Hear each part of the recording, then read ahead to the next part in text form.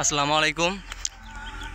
দেখতে পাচ্ছেন যে এই রাস্তাটা গত 2-4 বছর আগে এখানে আসছিল রাস্তাটা করার জন্য, কিন্তু আওয়ামী লীগ সরকার থাকার কারণে, আমি যতটুকু জানতে পারলাম, আওয়ামী লীগ সরকার থাকার কারণে এই রাস্তাটা আর করা হয়নি।